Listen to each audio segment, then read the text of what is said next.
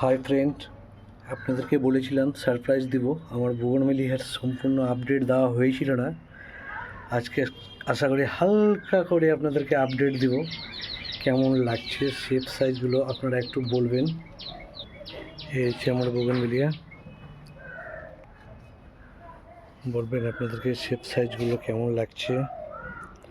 Comment করবেন, like করবেন, আর ভিডিওটা একটু শেয়ার করবেন। হ্যাঁ, পরিচর্যা সম্বন্ধে যদি ভিডিওগুলো আপনারা পেতে চান, আর পাশে থাকবেন, ফলো করবেন। হালকা করে দিচ্ছি, আপডেট কয়েকদিনের মধ্যে দিব পুরো আপডেটটা। আমি আপডেটগুলো দিচ্ছি না আর কি, জাস্ট গাছের শেপগুলো কেমন হয়েছে একটু বলবেন।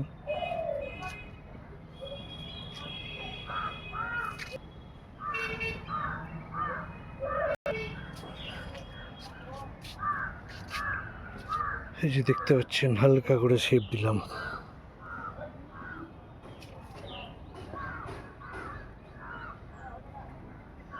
অবশ্য লাইক কমেন্ট করে বলবেন, হ্যাঁ কেমন হয়েছে প্লিজ প্লিজ। আর ভিডিওটাকে শেয়ার করবেন, যত বেশি পারবেন শেয়ার করবেন। আর আমার ইউটিউব চ্যানেল রয়েছে গাছপ্রেমী সিন্টু খান নামে, এর পরিচর্যা সম্বন্ধে অনেকগুলো ভিডিও দেওয়া রয়েছে। আর খুব তাড়াতাড়ি আপনারা বলেছিলেন কীভাবে একটা শিকড় নামানো যায়, সে এই ধরনের শিকড় নামাবার কথা বলেছিলেন। নামাবার কথা খুব তাড়াতাড়ি এই ভিডিও আসছে। সময় পাইনি হাতে, তাই নাহলে খুব তাড়াতাড়ি হয়ে যেত এই ধরনের ভিডিও।